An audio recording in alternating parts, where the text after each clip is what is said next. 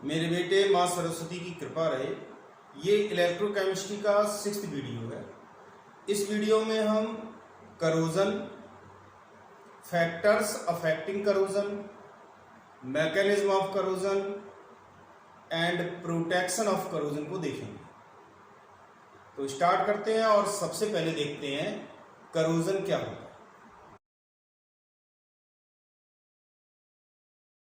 अब हम समझेंगे कि करोजन क्या होता है।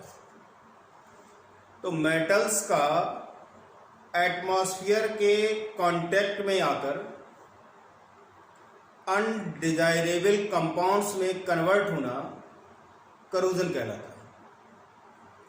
मेटल की सरफेस जब एटमॉस्फेयर के कांटेक्ट में आती है तो एटमॉस्फेयर में मॉइस्चर या कुछ अदर गैसेस ऐसी होती हैं जो मेटल के साथ रिएक्ट करके अनवांटेड कंपाउंड बनाती है। इसे करोजन कहा जाता है। The slow formation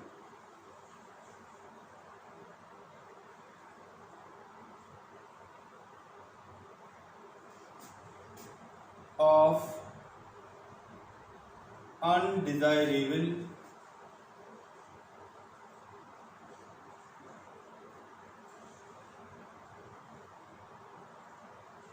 compounds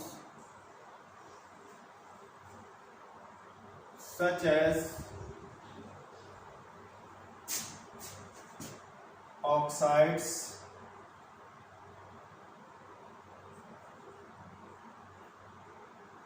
sulfides, carbonates, etc. at the surface of metal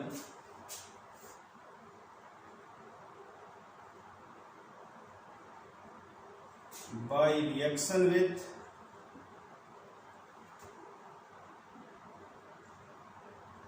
moisture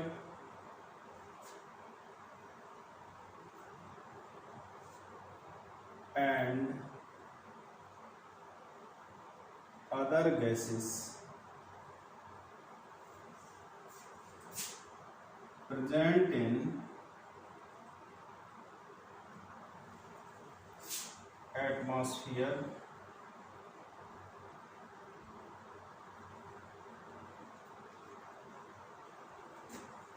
is known as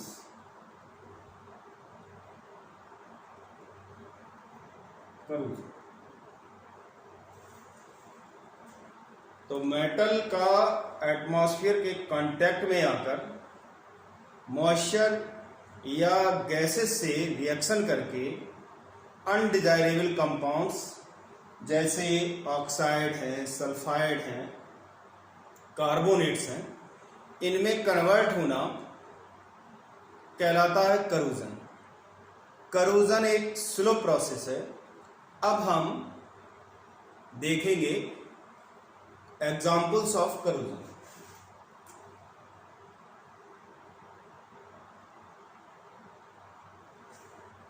तो जब आयरन एटमॉस्फेयर के कांटेक्ट में आता है तो वो रस्ट होना स्टार्ट कर देता है। आयरन रस्ट्स।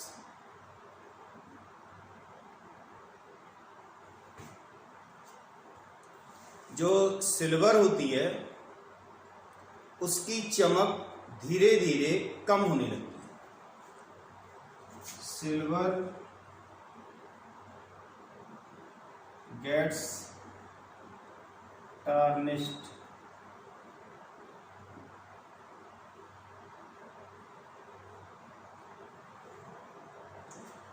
कॉपर के करोजन से ग्रीन कलर की कोटिंग डेवलप होती है।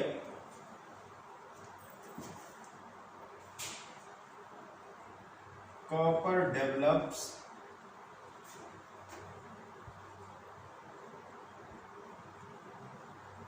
green colored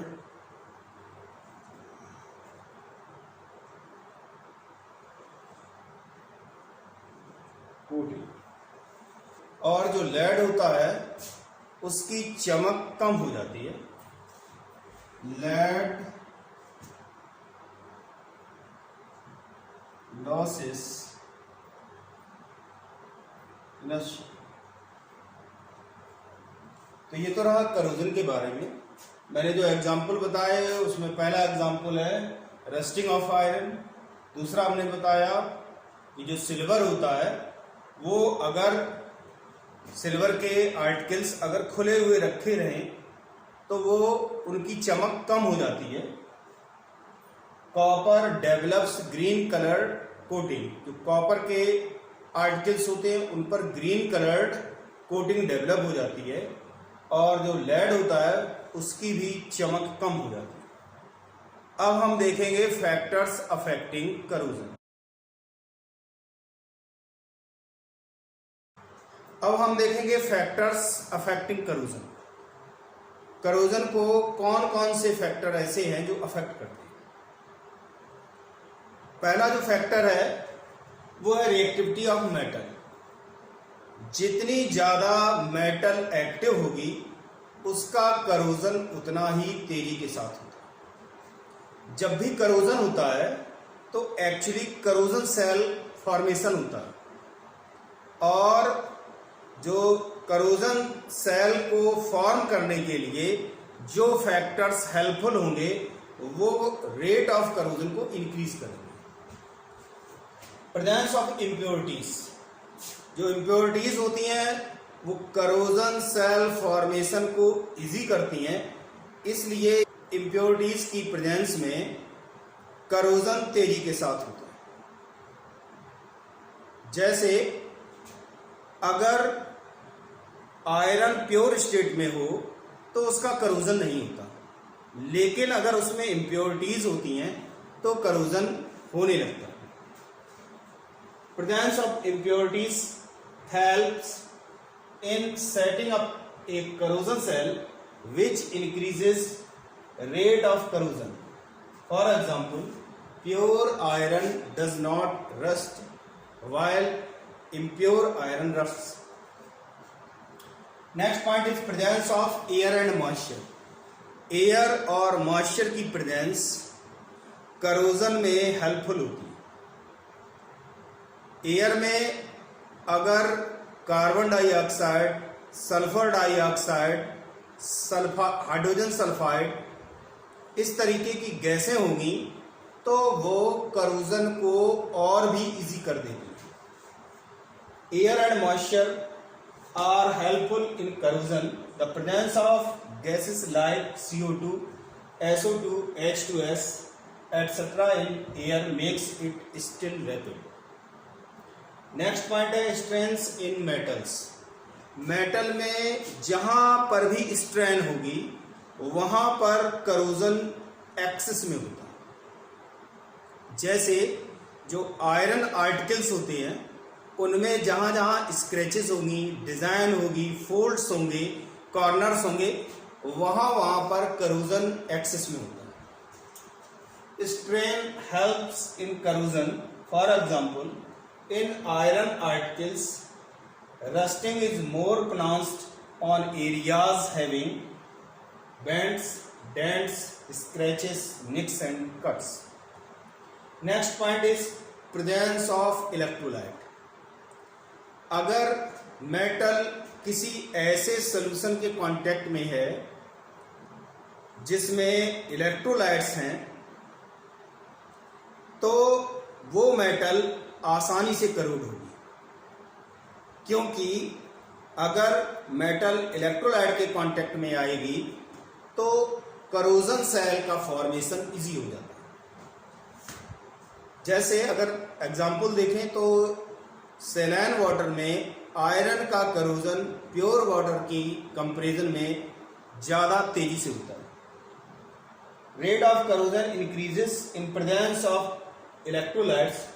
For example, iron rusts more rapidly in saline water in comparison to pure water. जो नेक्स्ट फैक्टर अफेक्ट करता है करोजन को वो है presence of light. Ultraviolet light की प्रेजेंस में करोजन तेजी से होता है। तो ये तो रहे फैक्टर्स अफेक्टिंग करोजन। अब हम देखेंगे मैकेनिज्म ऑफ करोजन को। मेरे बेटे अब हम देखेंगे मैकेनिज्म ऑफ करोजन को। तो करोजन के लिए जो थ्योरी दी गई है उसे इलेक्ट्रोकेमिकल थ्योरी कहते हैं। ये थ्योरी ये बताती है कि जब आयरन में रस्टिंग होती है तो करोजन सेल या उसे गैल्वेनिक सेल भी कह सकते हैं, डेवलप होते हैं। Corrosion cell is developed at the surface of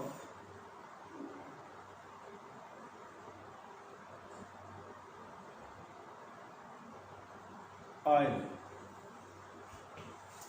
और जो मेटल होती है वो आयंस के फॉर्म में करोड होती है। Metal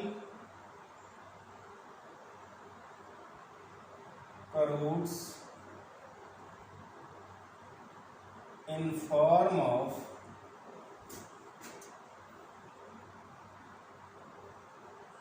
ions।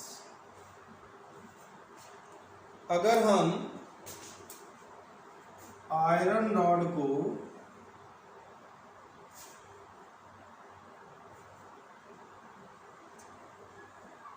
ले तो मान लिया कि ये एक आयरन रॉड है,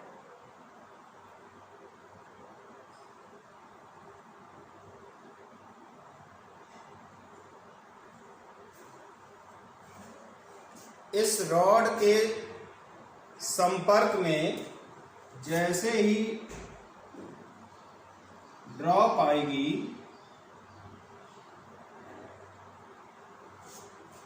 तो उस ड्रॉप में जो एटमॉस्फेयर में CO2, SO2, H2S, NO, NO2 इस तरीके की जो गैसें होती हैं वो इस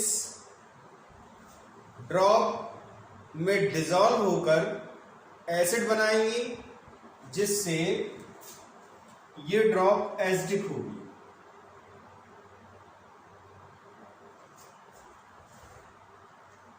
जो रॉड है उसके उस एरिया को एनोड रीजन कहा जाता है, जहां पर ड्रॉप आकर के चिपक जाता है।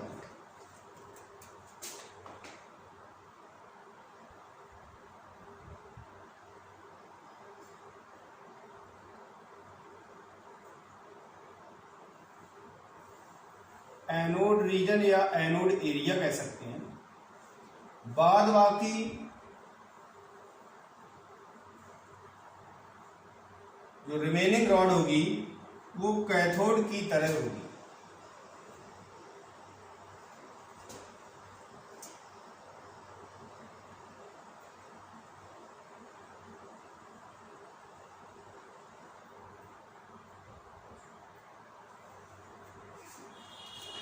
जिस एरिया पर ड्रॉप अटैच है वो एनोड की तरीके से बिहेव करेगा और जो रिमेनिंग सरफेस होगी वो कैथोड की तरीके से बिहेव करेगा। एनोड पर ऑक्सीडेशन होता है और जब ऑक्सीडेशन होगा तो Fe एटम्स Fe+2 आयंस में कन्वर्ट होंगे, जो कि इस ड्रॉप में भेज दिए जाएंगे। जरा ध्यान दीजिए, ऑक्सीडेशन का मतलब होता है एलिमिनेशन ऑफ इलेक्ट्रॉन्स। तो जो इलेक्ट्रॉन्स जब एलिमिनेट होंगे तो फेरस आयंस ड्रॉप में पहुंच जाते हैं और जो एलिमिनेटेड इलेक्ट्रॉन्स हैं 2 इलेक्ट्रॉन्स इस रिएक्शन में एलिमिनेट होंगे, वो भेज दिए जाते हैं कैथोड एरिया में। कैथोड एरिया में वाटर ड्रॉप से H+ आयन आएंगे। एनोड एरिया से जो इलेक्ट्रॉन भेजे जाएंगे वो इलेक्ट्रॉन और एयर से मिलेगी ऑक्सीजन, ये आपस में रिएक्ट करते हैं और H2O बनाते हैं।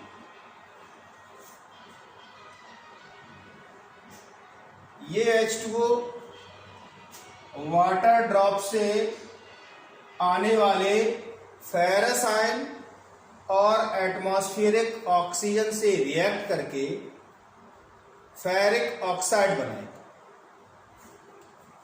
तो मैं इसे यहां लिख रहा हूं, रिएक्शन सरफेस पर ही होगी, मैं यहां पर लिख रहा हूं। यहां से आएंगे फेरस आयंस और इस साइड से आएगा H2O और एयर से मिलेगी ऑक्सीजन। ये आपस में रिएक्ट करके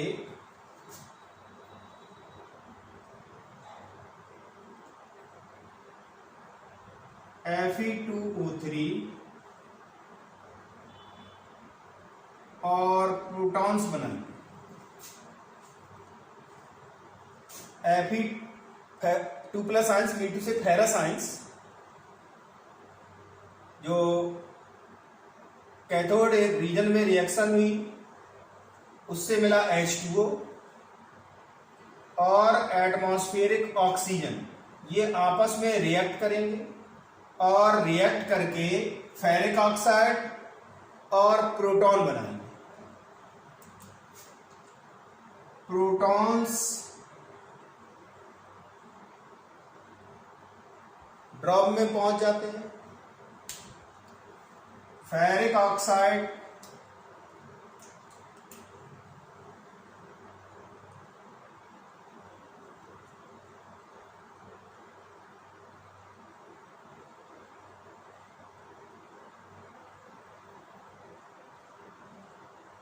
H2O मॉलिक्यूल्स को एब्जॉर्ब करता है और Fe2O3 .X H2O बनाता है और यही रस्ट है।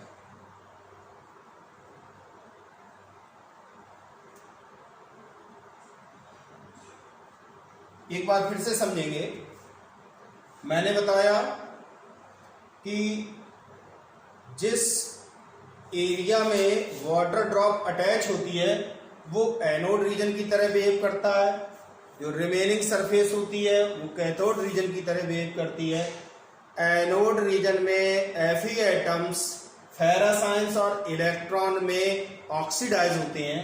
फेरस आयन ड्रॉप में पहुंचते हैं, इलेक्ट्रॉन्स कैथोड रीजन में पहुंचकर ड्रॉप से आए हुए प्रोटॉन्स और एटमॉस्फेरिक ऑक्सीजन के साथ रिएक्ट करते हैं और वाटर मॉलिक्यूल बनाते हैं।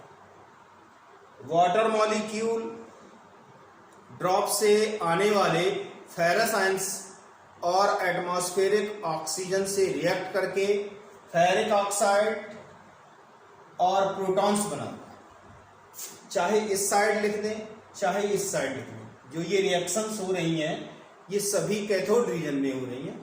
तो फेरिक ऑक्साइड और प्रोटॉन्स बने, प्रोटॉन्स ड्रॉप में पहुंच जाते हैं जो फर्दर रिएक्शन प्रोसीड करते हैं और जो फेरिक ऑक्साइड है वो वाटर मॉलिक्यूल्स को एब्जॉर्ब करके Fe2O3 .X H2O बनाता है, यही रस्ट है। अब इसे और अच्छी तरीके से समझें। Now we will see the corrosion of iron.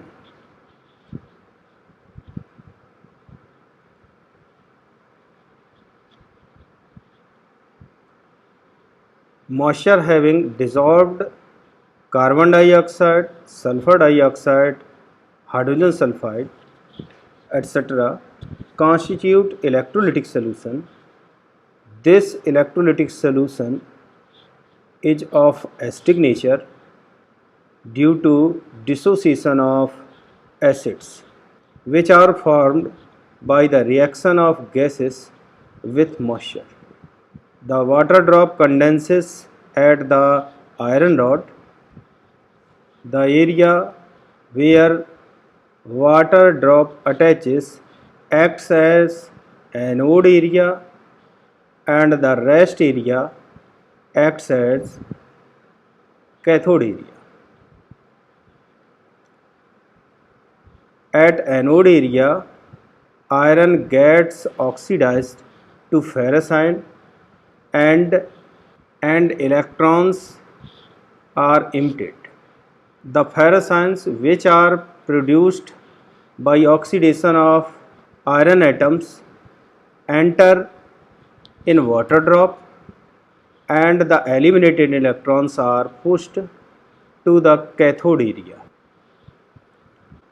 In cathode area, the electrons coming from anode area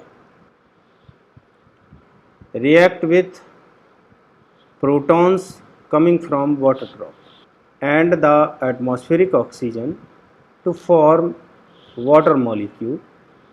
This water molecule react with the ferrocenes coming from the water drop and the atmospheric oxygen to form ferric oxide and protons. The formed protons enter in water drop, and ferric oxide absorbs water molecules to form rust. Thus, the process of rusting, the formation of rust continues.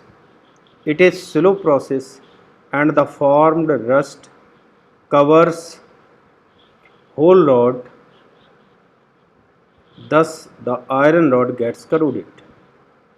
The whole summary of this process can be explained as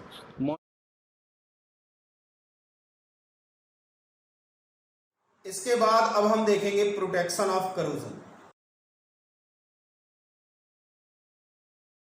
अब हम देखेंगे protection from corrosion. बहुत सारे pipe, tanks, Hodges और railings metal की बनी होती, तो अगर उनको प्रोटेक्ट नहीं किया जाएगा तो वो धीरे धीरे करोड होती रहेंगी, जिससे बहुत बड़ा नुकसान हो सकता है। तो करोजन को प्रोटेक्ट करने की बहुत सारी मेथड्स हैं। उनमें जो फर्स्ट मेथड है उसे कहते हैं बैरियर प्रोटेक्शन। इसमें मेटल की सरफेस के ऊपर एक ऐसी लेयर की कोटिंग की जाती है जो एटमॉस्फेरिक एयर का कांटेक्ट मेटल के साथ नहीं होने देगी, और जब कांटेक्ट ही नहीं होता तो मेटल भी करोड नहीं होता। इन this method a metal barrier film is introduced between metal and air to protect the corrosion. Barrier protection can be achieved by one of the following methods. पहली मेथड है by painting the surface. Surface के ऊपर paint कर दिया जाए, या surface के ऊपर ऑयल या ग्रीस की एक फिल्म तैयार कर दी जाए, या किसी नॉन करेजिव मेटल की इलेक्ट्रोप्लेटिंग कर दी जाए, एक लेयर चढ़ा दी जाए। तो second point is by coating thin film of oil और grease by electroplating of metal with some non corrosive metal such as nickel, platinum, chromium, copper etcetera.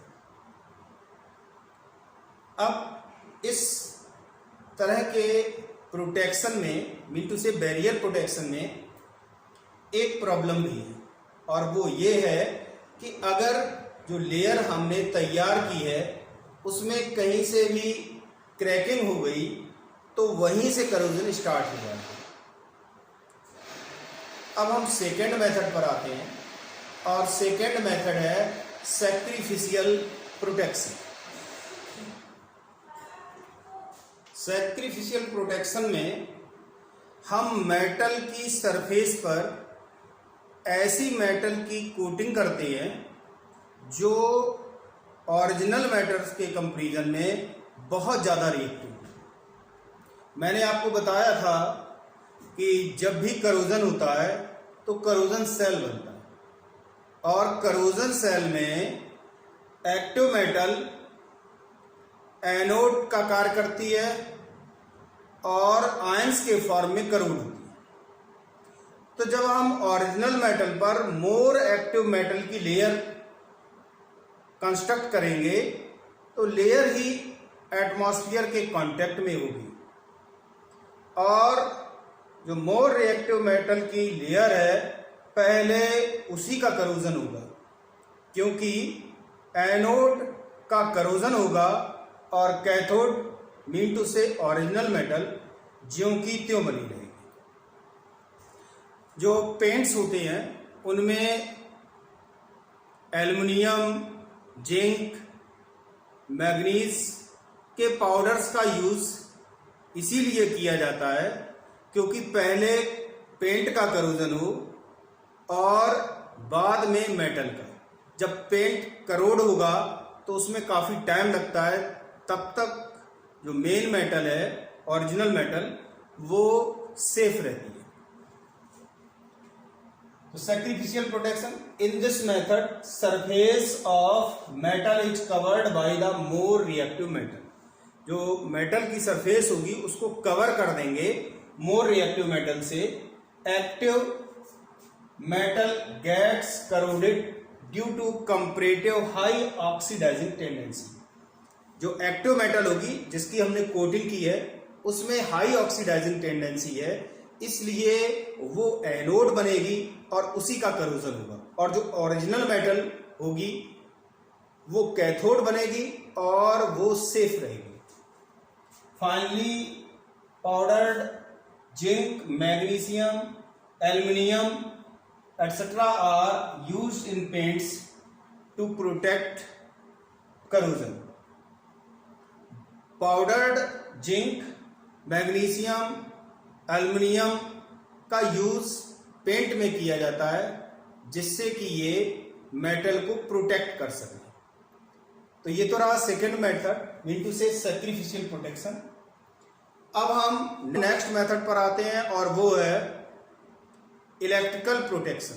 Electrical protection वास्तव में सैक्रिफिशियल प्रोटेक्शन का ही एक form है और इसमें हम जमीन के नीचे दबे हुए पाइप या वो चीज़ें जो लगातार एटमॉस्फेयर के कांटेक्ट में रहती हैं या जमीन के नीचे दबे हुए टैंक, इनको प्रोटेक्ट करते हैं। और इन्हें प्रोटेक्ट करने के लिए हम मोर एक्टिव मेटल का स्टैक लेकर वायर से उस टैंक को या पाइप को कनेक्ट कर देते हैं। ये मान लिया आयरन टैंक है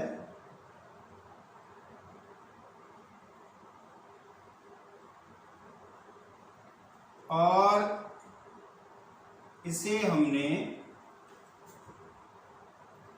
स्टैक ऑफ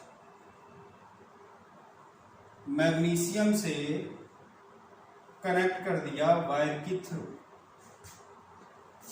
जो जमीन के नीचे काफी बड़े बड़े पाइप दबे होते हैं तो जमीन में मॉइस्चर भी होती है और साथ ही साथ सॉल्ट्स भी होते हैं, तो उनका करोजन रोकने के लिए हम इस मेथड का यूज करते हैं।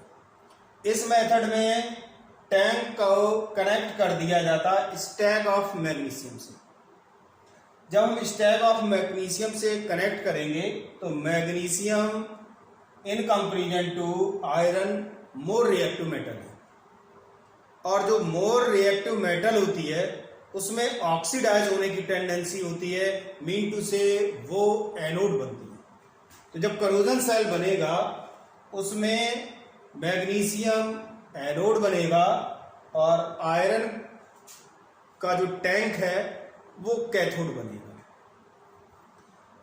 कैथोड करोड नहीं होता, कैथोड सुरक्षित रहता है और जो स्टैग ऑफ मैग्नीशियम है इसका करोजन हो जाएगा।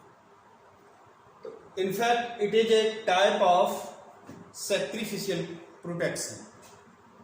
In this method, metal is protected from corrosion by connecting it to more reactive metal like zinc or magnesium.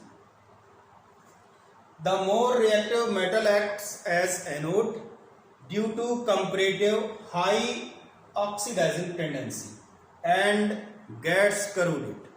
जो मोर एक्टिव मेटल होगी वो एनोड बनती है, जो करोजन सेल बनता है उसमें वो एनोड का कार्य करती है, और जो लेस एक्टिव मेटल होगी वो कैथोड का कार्य करती है। एनोड करोड होगा, कैथोड सुरक्षित रहेगा। While protected metal becomes cathode and does not crore. तो इस तरीके से हम मेटल्स का करोजन रोक सकते हैं। अब हम नेक्स्ट मेथड ऑफ प्रोटेक्शन पर आते हैं, और जो नेक्स्ट मेथड है वो है by using anti rust solutions. इस मेथड में हम ऐसे सॉल्यूशंस का यूज करते हैं जिनमें यदि मेटल को डिप किया जाए तो उसके ऊपर एक ऐसी फिल्म तैयार हो जाए जो एल्कलाइन नेचर की हो। एल्कलाइन नेचर की फिल्म के कारण अवेलेबिलिटी ऑफ H+ आयंस रुक जाएगी। H+ आयन की अवेलेबिलिटी कम होने के कारण Fe एटम्स का फेरस आयंस में ऑक्सीडेशन भी रुक जाएगा, और इस तरीके से जो आयरन आर्टिकल्स हैं या मेटल आर्टिकल्स हैं उनका करोजन हम रोक सकते हैं। तो the alkaline solutions of some phosphate and chromate salts acts as anti-rust solutions. कुछ फॉस्फेट और क्रोमेट के सॉल्यूशंस एंटी रस्ट सॉल्यूशंस की तरह बिहेव करते हैं।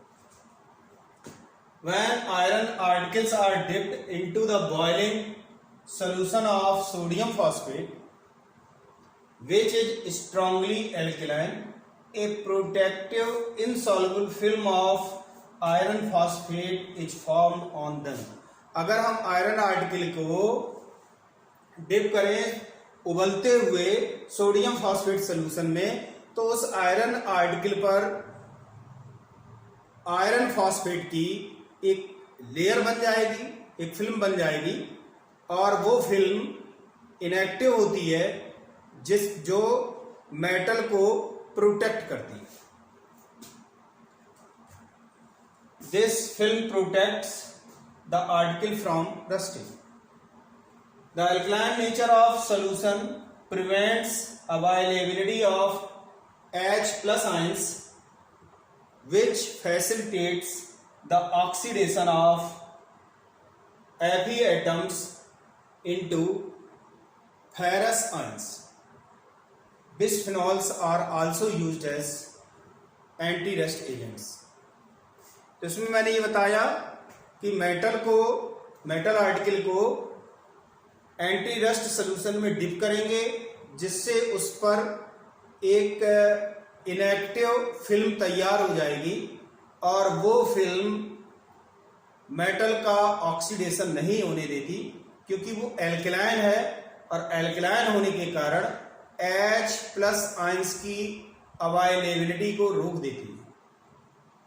अवेलेबिलिटी ऑफ H+ आयन रुक जाता है, उससे Fe+ आयन में ऑक्सीडेशन नहीं होगा, क्योंकि ऑक्सीडेशन तभी होगा जब प्रोटॉन होंगे।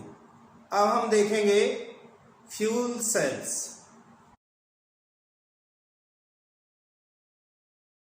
मेरे बेटे अब हम देखेंगे फ्यूल सेल्स को, वो गैल्वेनिक सेल जो फ्यूल की केमिकल एनर्जी को इलेक्ट्रिकल एनर्जी में कन्वर्ट करते हैं, फ्यूल सेल्स कहलाते हैं। फ्यूल के मॉलिक्यूल्स में केमिकल एनर्जी बॉन्ड्स के फॉर्म में स्टोर रहती है। एक प्रॉपर ऑक्सीडाइजिंग एजेंट की हेल्प से रेडॉक्स रिएक्शन कराई जाती है और फ्यूल की केमिकल एनर्जी इलेक्ट्रिकल एनर्जी में कन्वर्ट की जाती है। तो the galvanic sales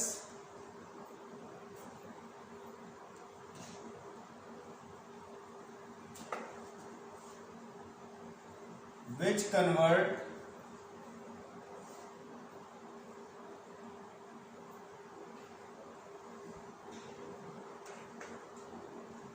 chemical energy of a fuel into electrical energy are known as fuel cells.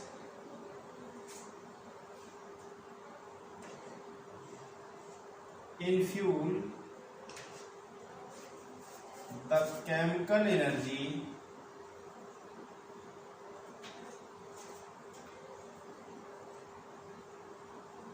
is stored in form of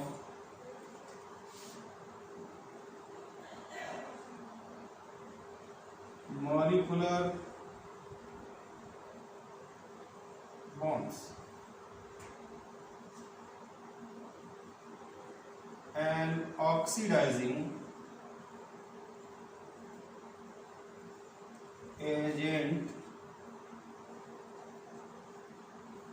converts the chemical energy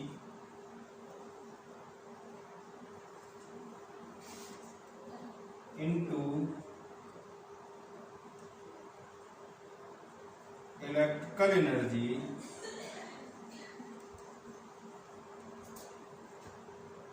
by redox reactions।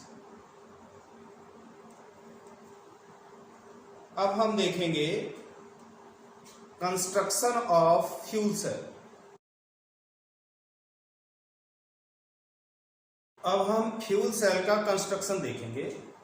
तो fuel cell में जो PEM type fuel cells होते हैं, proton exchange membrane cell, इसमें H2 और O2 का use fuel की तरह किया जाता है। हाइड्रोजन और ऑक्सीजन, जो ऑक्सीजन होगी वो एटमॉस्फेरिक ऑक्सीजन होती है।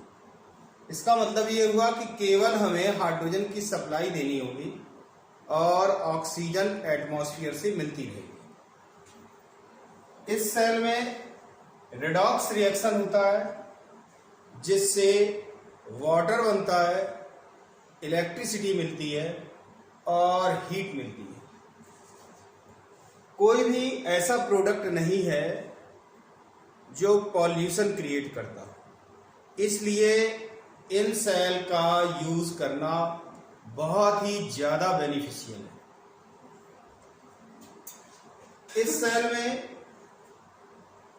इलेक्ट्रोड कार्बन के बने होते हैं और वो इलेक्ट्रोड प्लेटिनम पार्टिकल्स में इम्प्रेगनेटेड होते हैं।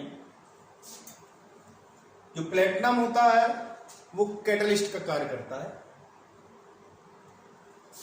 हाइड्रोजन जब प्लेटिनम इलेक्ट्रोड पर पहुंचती है तो यहां पर इसका ऑक्सीडेशन होता है, इसलिए ये एनोड हो गया। तो एनोड पर ऑक्सीडेशन होता है जिससे हाइड्रोजन प्रोटॉन्स और इलेक्ट्रॉन्स में चेंज होती है।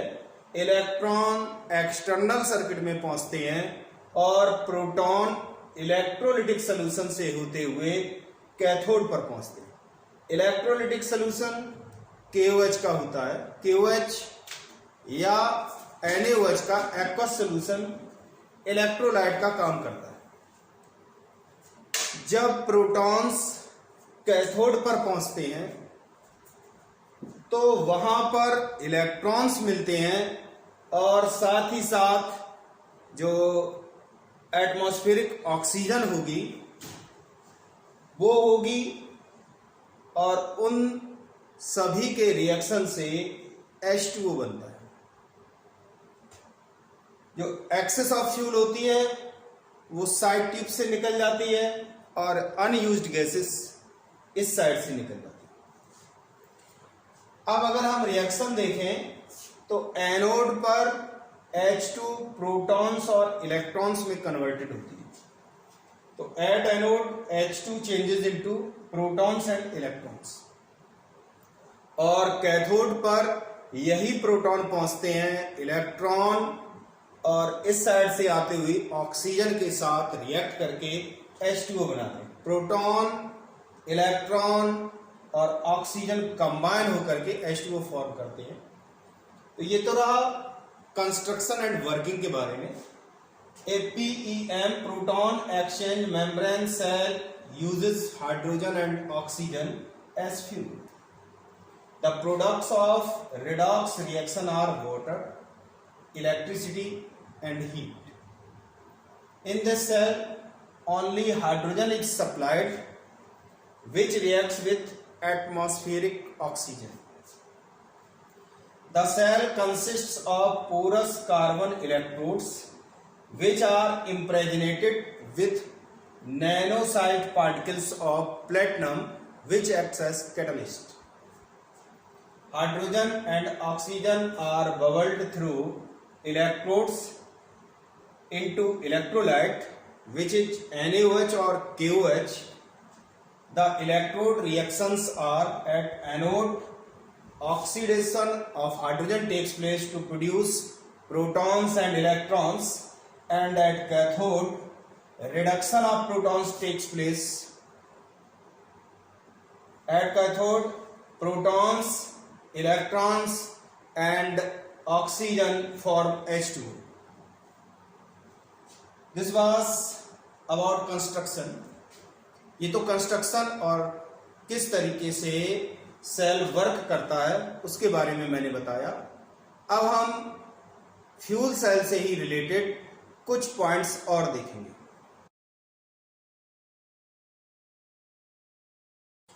अब हम फ्यूल सेल से ही रिलेटेड कुछ पॉइंट्स और नोट करेंगे। उसमें पहला यह है कि the alkaline fuel cell is also known as Bacon cell. जो एल्कलाइन फ्यूल सेल होता है उसे बेकन सेल भी कहा जाता है।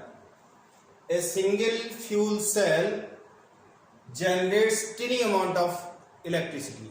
अगर एक सिंगल सेल की इलेक्ट्रिसिटी देखें तो उससे बहुत कम इलेक्ट्रिसिटी जनरेट होती है। अगर हमें काफी अमाउंट में इलेक्ट्रिसिटी की रिक्वायरमेंट होती है तो हम कई सेल्स की असेंबली का यूज करते हैं। A single fuel cell generates tiny amount of electricity which is DC direct current. Assembly of many cells can produce kilowatt supply. Next is hydrogen oxygen cell was used in Apollo space program. The water vapors produced were condensed and added to the drinking water supply for astronauts. Apollo mission program में fuel cells का ही use किया गया था और उससे जो water vapours बनी थी उनको कंडेंस करके वाटर सप्लाई में ऐड कर दिया गया था। अब इसके एडवांटेजेस देखेंगे तो फर्स्ट इज पॉल्यूशन फ्री। इस सेल का यूज पॉल्यूशन फ्री होता है। कोई भी ऐसा सब्सटेंस नहीं बनता जो पॉल्यूशन क्रिएट करता हो। High efficiency, continuous source of energy. तो ये तो रहा फ्यूल सेल के बारे में। ये वीडियो यहीं फिनिश होता है। आप सभी एनसीईआरटी की बुक को जरूर पढ़ें, अपने नोट्स तैयार करें और एनसीईआरटी की एक्सरसाइज को सॉल्व करें। मिलते हैं नए वीडियो में। Till then work hard.